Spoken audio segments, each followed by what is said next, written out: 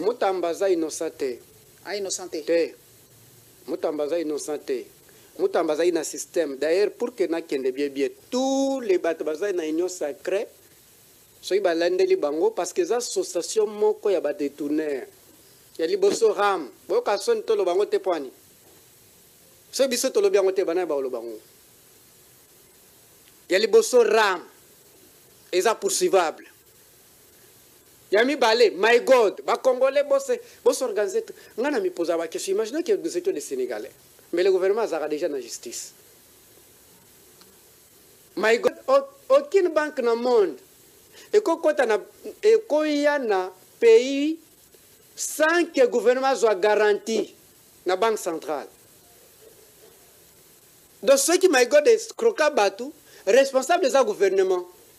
Donc, si vous avez l'association des victimes de My God, vous avez porté le gouvernement plainte, vous avez la justice, vous avez le pays où la justice est vendue. Moutamba était dans l'association des malfaiteurs. Mais le crime n'a pas été fait. Le crime Moutamba dénonce man. Et là, tu as dit que baninga yo ye au fond du bango. Si vous avez une pièce de bango, vous avez saloni. Vous avez non? Si vous Moutamba sali prison, vous avez innocent. Et la prison assumée.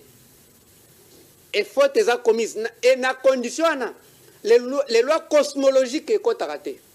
Tu dois subir celle. Mais pour Joseph, parlons-en quand même. On a requis la peine de mort. Oui, tout le monde a tout ça la droit. On ça la droite. Bissos to zomonake, les Camboyo isam le kuta. Maintenant, on a ba Congolais. Tout défendre Joseph Kabila, tout défendre justice. Parce que justice est à point à bison nyonso. Et là net babengi lekina babengi ngai bakangi na bakangi mama Paulette Kimuntu. Oh to bota mama na papa na mama. Mais toke kuna bakangi lo nini? Oh la tie lamba rouge. Ah. Et lamba rouge te to kangiye. Donc awa ba condamner Joseph Kabila parce que la tie lamba rouge. Parce qu'aucune loi congolaise qui dit que cause un territoire moko boye, c'est-à-dire na Goma, aza l'infraction. Et puis toko supporter yangote, madame. Bozo monate danger ya makamboyo. Danger zanine. Débat ya force du progrès. Qu'est-ce que je dis? Débat ya bataille de personnes tobenga ya caniveau. Et commis institutionnalisé. Institutionnalisé, merci maman. Vous avez dit que comme babangi, biso tolobaka que Jean-Pierre Bemba sali débat moko ya caniveau. Oya na petit papier zolo ba Kabila za mwana ya. Biso tolobi, mais ce qui est commis, oya bi papa na biso. Oya bi papa na biso. Nga bi papa na bino. Oya bi ata condisciple na moto botama. Est-ce que papa Laura désiré Kabila aboya Joseph? Joseph Aboya tata nae biloko na sala makandengo mona neti bana oyo ide pesa a créer bana ya Kabila neti ba nani ba Ibrahim Mukuna ola tamba na Mukuna pamba o tata reconnaître te yebisanga bazana problème na tata na bango te, c'est-à-dire Joseph na Désiré bazana problème to ba okena dendene, c'est-à-dire biso to sala ba den na batata na biso. Tu sais quelle personne ça donne. Et peut-être tu sais qu'il y a beaucoup à voir qu'Aza Angolais. Comment un Angolais peut abandonner la Congolais? Famille naïe, famille tu sais qu'il y a Baza qui est en Belgique. La presse, vous n'en parlez pas. Vous n'en parlez pas. Et puis presse, s'il vous plaît, s'il vous plaît. Boy de Congo, vous êtes une lumière. Bino Boyoka de GDPS doit ça la débat sérieux pour notre pays. Bobengi pena boy muto EDPS bolo bela pena comment aussi s'embouteillage na Congo na Kinshasa. Quelle est la politique et l'environnement pour la saleté na Kinshasa? Bobengi Kinshasa est très sale. Très sale. Très sale. Et vous êtes d'accord que saleté bon ma plus que masasi. Ça c'est sûr. Et ceux qui ont belli maman pour les tokende, ceux qui ont belli aucun hôpital, infirmier na grève. Obiku bi okufi. Infirmier za na grève. Mais ba saleté wana chaque jour, tu dois respirer, voir il y a une maladie. Et il y a un génocide. Si tu as des prof Chilumba ou bien n'importe qui, lobela nanu quelle est votre politique kotanga lo kombo ya Kabila te parce que soki lelo balongoli kombo ya Kabila IDPS ekufi na niveau intelligence IDPS eza na crise d'intelligence nde baomema biso na débat ya kaniveau mais eza eloko asika te eza bato banyokola Patrice Emery Lumumba na 60 neti bato ya IDPS te wana IDPS nano ebotami te ezaki MLC Kalonji ezaki parti ya liboso Etienne Tshisekedi parce que ezaki parti tribal. Mais ma parti, nous, à l'époque, c'était des partis tribaux. Les partis... Abako, tout ça, c'était lié à la tribu. Mais MLC Lumumba, pourquoi? Non, à part MLC Lumumba, oui, ça c'est vrai. Lumumba est sorti député avec Sangani. Vous voyez? Et moi qui défends Kabila ici, je ne suis pas du Katanga. Moi, je suis du Bandundu. L'idéologie n'a pas de tribu. Si vous voyez les gens commencent à se distinguer dans la tribu, ils n'ont pas l'idéologie. Ils n'ont pas une philosophie commune. Vous voyez? Ils n'ont pas une philosophie commune. Donc cela veut dire que débat sérieux, basaté. Tout ça un problème d'embouteillage. Parce qu'ils n'ont pas une formule.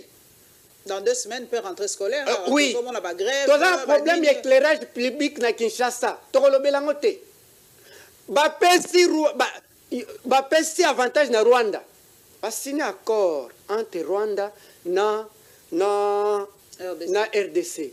Ou bakia ko démontrer que Rwanda ça n'est pas agresseur té. Okuna bakia ndima ke oui. Biso na Congo tozana FDLR boko taka na moment nyonso bolingi to pesa bino bang ye. Pour que ba distraire bino Kabila. M23 ngo o ezaka ya Paul Kagame ou bien Kabila ata ko tozama yelete. Sote ngande mutu ezo sala sobiete. Te balobi azali chef rebelle biso nyonso tolobageza ba supplétif. Soki balobi ndengwana soki tolobi pena que justice est la vérité, justice est nzambe. On ne blague pas avec la justice. Oh mutu a même M23 14 mois. 20 mois d'ailleurs 20 mois. Mais c'est Félix Tshisekedi alesi ba M23 nambongo na biso. Amelsi bango. Bandak ba nambongo na biso. Bayokana nini? Il paraît à ça 1,3 million. Mais ta justice est l'obini. Justice est l'obini. Yo bino bozo discuter na M23 na Doha. Nana na Doha, nana za mito na M23. Kabila ou bien Tshisekedi. C'est Tshisekedi. Basa na Doha vrai faux. Zela.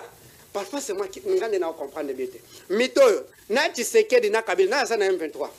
Mais Kabila za caché non? Pardon? Ça caché. Mais les preuves sont là qu'Azali chef rebelle.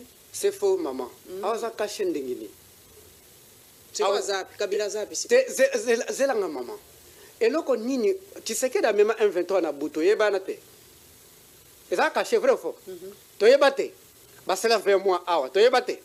Et ba pesa il paraît à pesa 1 million 300. To za ngana yo. Ndeni ne bimi. O ya kuku esa nini? Ya kuku esa nini? Ebimaka. Ce qui est le bimite est le tombe za vide. Maintenant, le quoi na soki te permettre en gros. Tu vas condamner à mort. Quelles sont les répercussions? Condamnation à mort, c'est le libosote. Na lo ba men fana sali 5 ans na répétera même combo na ba télévision. Et puis le quoi na préparé ngote ya d'une manière automatique. Il y a Philippe Pétain en France. Tala be mission na sala na bino. Na lo ba ka makambe Philippe Pétain. Na ko ba Excel Lula na Bolsonaro. Philippe Pétain en France na De Gaulle. C'est makambo ezo salema. Qui était le premier à condamner l'autre? C'est Philippe Pétain. Et qui était le dernier à condamner qui était le premier à condamner l'un? C'est Philippe Pétain. Qui était le dernier à condamner l'autre? C'est De Gaulle. Parce que le magistrat à l'obité, il a même servi le pays parce que Philippe Pétain était héros dans la Première Guerre mondiale. C'est comme ça en 85 qu'il a condamné. Mais Philippe Pétain dit, pardon, De Gaulle ne dit pas qu'il fait la prison, il a Koufawana. Il y a sanctions sévères au ça Philippe Pétain. Comme on a eu un français. Oh. Oui, Philippe Pétain symbolise la trahison. Ok. Ngai na obanga lobby combo et Tshisekedi ezala combo ya trahison. Comme Philippe Pétain wapi na France. Parce que les accords qu'il a signés, ceux qui biso maël style biso. Maman comme Hitler peut appeler ça en Allemagne. OK. Ceux qui biso maël na biso style to ko comprendre ngote langue ba français. bana oyo batantino benga wana na bakabila parce que les bébés na biso bébé s'appelle Kabila. Bébé Kabila oyanga na bana nanga na bana bino bakotanga ba comprendre très bien. Bakoyeba qui était traître. Les traîtres c'est Philippe Tshisekedi, les choses qu'il a signées dans l'accord à Odoa.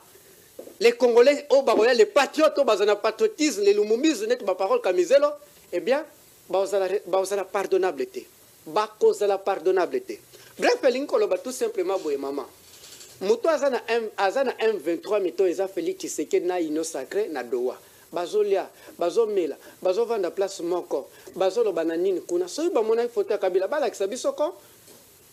Balakisa biso. Sinon, il y a des problèmes, des procédés battre.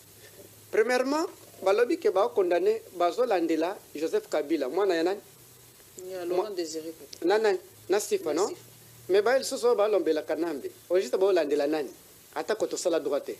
Parce que identifier d'abord la personne que vous poursuivez. D'abord, et le premier objectif, na procès nyonso. Sinon ba landela nani? Et non mona ba débat cadre ya IDPS avocat au baolo bawana a cadre ya IDPS a benga président Faïl malien distributeur il y a ba nationalité un charlatan qui ne connaît rien du droit bondo si bondo et qui dit il est avocat ya république aza avocat république te na longoli ya bana lelo na longoli a quoi représenter ngate quand par république il représente parole Kamizelo c'est faux un charlatan ne peut pas me poursuivre pour charlatan za ba fingite oh oui, c'est une description. Parce qu'un avocat, il dit bien que tout ça n'a pas loi. Maman l'a bien. Il dit que tout ça n'a pas loi. Tout ça n'a constitution. Tout ça n'a monarchie à droit divin. Tout ça n'a loi sur la nationalité. As avocat, il dit que pour postuler dans le Congo, il y a des dossiers juridiques qu'on présente. Vous êtes d'accord avec moi? Donc, Kabila a appelé ça. Donc, ayebi pe que bêtise azo salawana, conséquence logique est aboy. Si Kabila n'est pas congolais, la constitution tombe. Tshisekedi tombe. Code Midi tombe. Oh bazo sepe la pona mbongo oh ya budget. Ça fait quoi? Ça tombe. Madame Tokende. Joseph Kabila qui vient, qui impose, qui acquise l'Ouganda dans la justice. L'Ouganda doit nous payer 11 milliards de dollars. Vous vous rappelez? Vous vous rappelez? Aïfa Foutanan, Congo. Mais Tshisekedi vient, il paraît les plus patriotes de tous les Congolais. C'est fou. Sa famille est acquise en Belgique. 11 milliards. 11 milliards, il faut. Ouganda Sanini, après Sabiso. Tshisekedi accueilli. A négocié na Museveni, na Rwanda. Il faut appeler ça 300 millions. 360 millions. Qui aime le pays? Ou bien le verbe aimer a changé la connotation. Madame, excusez, dans l'Académie française, le verbe aimer est changé ou comment? Qui est le vrai patriote? Ou le mot patriote a changé la connotation? Qui est le vrai traître? Allons. Kabila, avec son administration, n'avons pas des relations diplomatiques avec le Rwanda. Vous êtes d'accord avec moi? Dans une relation diplomatique avec le Rwanda. Tshisekedi jour a commis président de la République à coûté ambassade de Rwanda. Mais Tshisekedi vient à l'ambassade de Rwanda. Ils ont raté sous Kabila. Ils ont raté. C'est vérifié ce que je vous dis. Je ne parle pas de l'eau sans qu'il n'a vérifié. La philosophie ne m'a pas formé comme ça. Si je n'ai pas de certitude de l'eau, je n'ouvre pas ma bouche. Qui est traître? Qui est traître? Avez-vous accepté Kabila Ndima est rwandaise et quoi na Goma? Maman, nani a pesi? Regarde, voilà, tout ce c'est na dossier. Kabila a fait le tata na kufa déjà. Laura Désiré Kabila. Vous êtes d'accord avec moi? C'est un test d'ADN. Wana soki e commune wana biso sto sasa ba test d'ADN. Nde ba bala ndiki opanzana. Tokolelango. Tokolela. Toke sasa. Mingi to sa bana batebele bana ya ba papo balobate. L'histoire tozo bomba ba bombe ba provoquer bisote. Tokende. Félix pe papa kufa déjà na Kabila bango neso non? Na matanga ya Il y a Tata Kabila, Laura Désiré Kabila, Paul Kagame Ayate. Vous êtes d'accord avec moi? Mutoya Mugabe. Mutoya, ancien président angolais, Nani Eduardo. Mutoya, ancien président de Namibie. Mais jour Tata Tshisekedi a Kofi, Nanaya. Nanaya, maman, ngai son na le parole, ngai Félix Tshisekedi. Qui était vedette de la cérémonie? Qui? C'est pas Papa Paul Kagame? Qui donne l'avantage économique na? Je vous avais dit, est-ce que vous avez dit que Banda va signer un accord à Washington? La popularité du président Kagame a augmenté.